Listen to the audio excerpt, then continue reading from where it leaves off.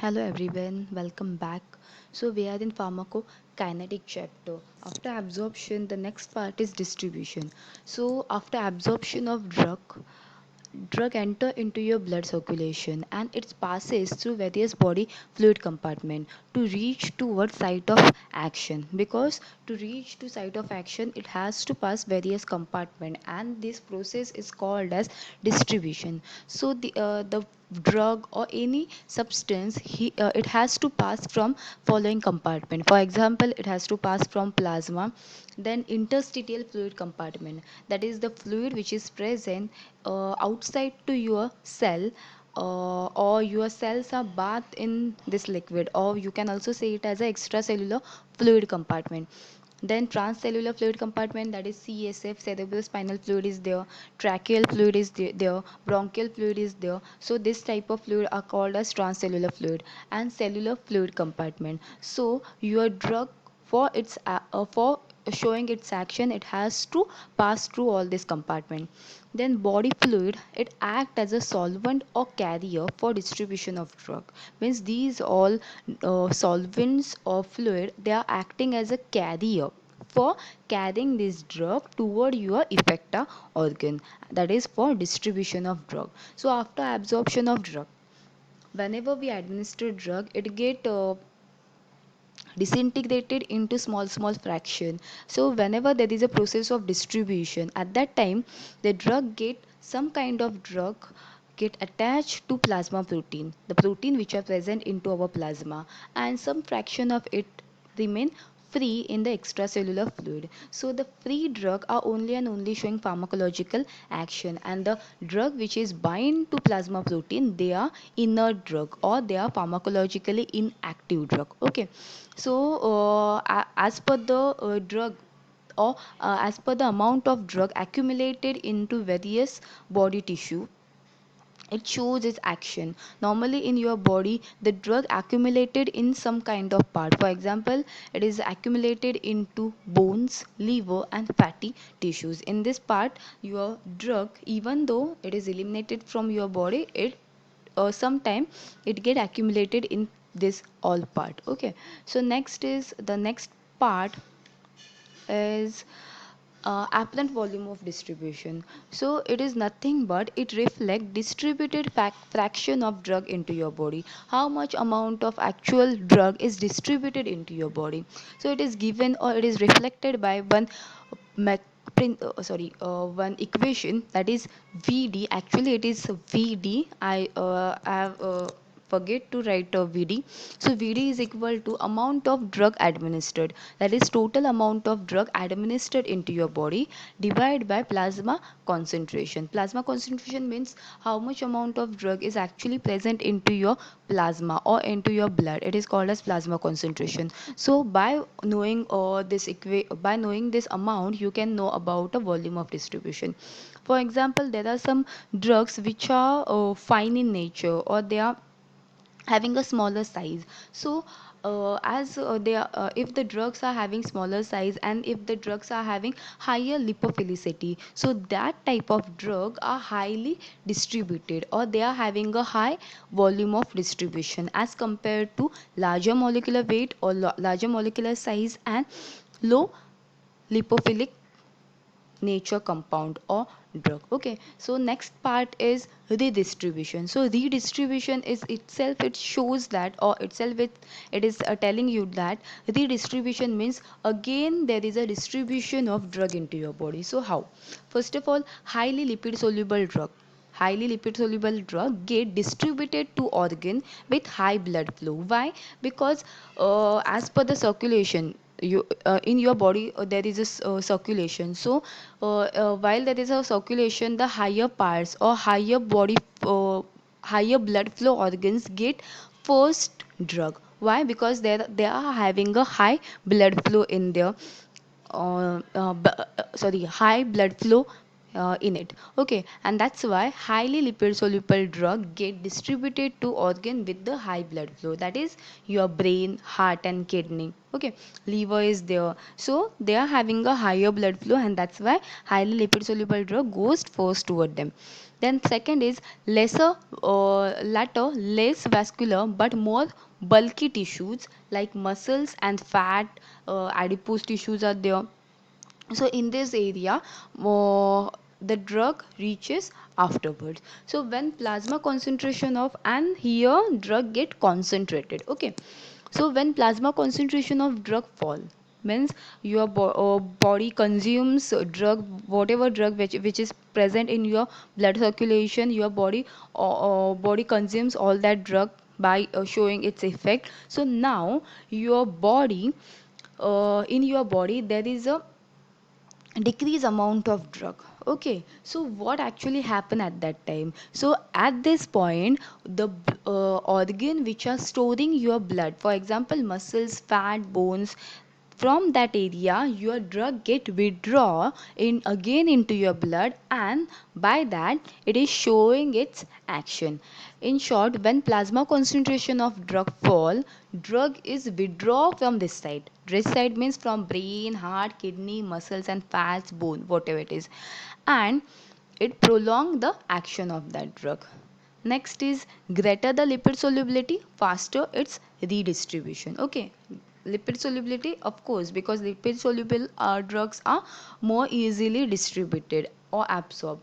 Next is when we are going for the treatment with a slower acting drug given, and that type of drug are given repeatedly or continuously over a longer period of time. Then lower perfusion high capacity organ, for example muscles and fat, get progressively filled up and become a drug reservoir. What actually happened? The high capacity and low perfusion organ, that is muscles, fat and some tissues, stores progressively, they get filled up with the drug. Okay, so whenever there is a need to your body, then that type of organ or that type of part again redistribute or again release that drug into your blood circulation, and that's why they are showing a longer activity. Normally this concept is useful for slow acting drug to increase its activity. Okay, normally you have seen that sustained release formulation. So sustained release formulation can be act by this mechanism. Now next is blood brain barrier. So you are well aware of what is blood brain barrier. It is a tight junction, or it is a membrane which is present into your brain. Okay, so the capillary endothelial cell in the brain have tight junction, and they are lack of large intracellular pores, and above that there is a layer of neural tissue, that is blood brain barrier, and that's why they allow this blood brain barrier only and only allow very high lipoidal drug. Means if the drug is having high lipid solubility, then and then only it can pass through blood brain barrier, and it limits the entry of non lipoidal drug, that is water soluble drug. In short, this blood brain barrier is not allowing number of drugs, it is only allowing us some kind of drug to cross this blood brain barrier. And that's why because if drug get access to your blood brain barrier, then it can produce a toxicity into your brain, and it produce a number of adverse effect into your body. Okay, then next is placental barrier. So placental barrier, the barrier or the membrane which is present or they are surrounding your fetus.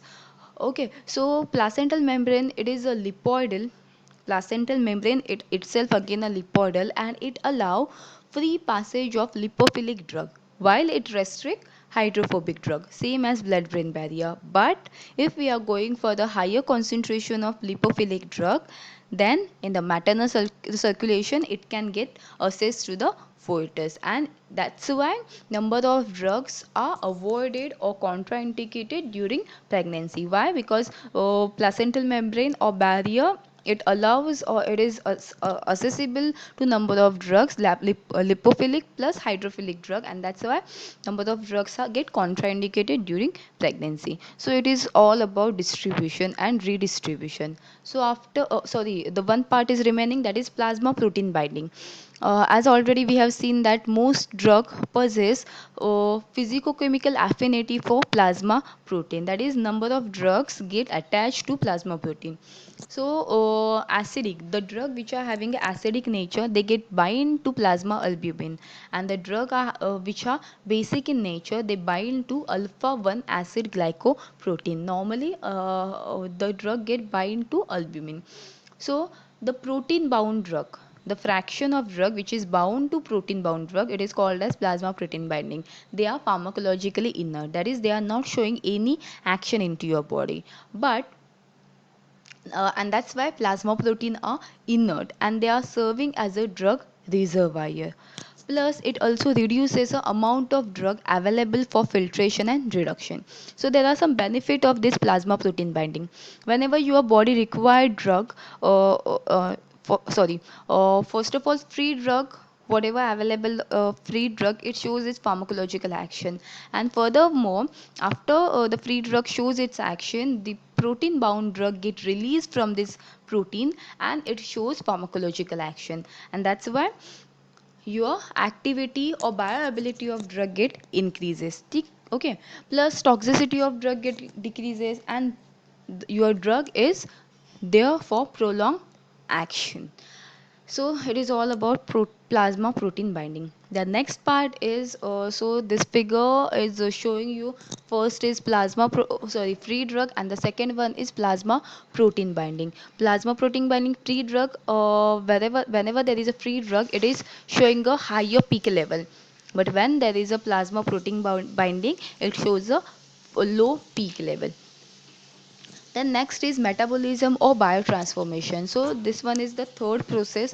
Metabolism, it is also known as biotransformation. Transformation, that is biologically drug are converted into other substance. Okay, that is biotransformation. It is nothing but alteration of or change into drug within your body so as to modify its activity and nature. We have to modify the activity and nature of drug. Nature means lipophilic to hydrophilic, and activity means pharmacologically active to pharmacologically inactive. Then drug get converted into a form that can easily get eliminated from your body. Means you are converting that drug into more soluble form so that it can be easily eliminated from your urine and feces. So it is nothing but chemical alteration of of drug in your body. There is a chemical alteration. Why? Because drug is actually a chemical substance, so we have to convert that drug from pharmacologically active to inactive form. So it causes loss of biological activity of drug, thereby excretion via renal route as it increases its hydrophilicity. So primary route of drug metabolism is liver. In your body, the most important organ for metabolism is liver. So there are two process in metabolism. First is inactivation and second is activation. Inactivation is conversion of drug and other active metabolite to inactive form. For example, paracetamol and ibuprofen. These drugs are totally inactivated by metabolism process. Second is activation. Activation means there are some drug which are administered as an inactive form. For example, you know about the prodrug. So in your body, they has to activate it into your body. So in the process of metabolism, after that drug get metabolized into your body, the metabolite are showing activity. That is, it need to be activated to form a active metabolite. For example, diazepam drug is there. Diazepam normally it is active drug, but its metabolite, that is oxazepam, it is also biologically active. acting. The second example is L-DOPA. L-DOPA, it is levodopa. It is one of a prodrug. Means this one is the inactive drug. So whenever you are consuming into your body, it is inactive in nature. But afterwards, whenever it get metabolized, it is converted into dopamine. The metabolite is dopamine, and this metabolite is active metabolite. That is, it is showing your activity into your body. Okay. After this, there are two main phases of metabolism, that is phase 1 and phase 2. Phase 1, it is called as non-systemic reaction, and phase 2, it is called as systemic reaction. So in this lecture we are done with this. In next lecture we'll continue from this point. Okay.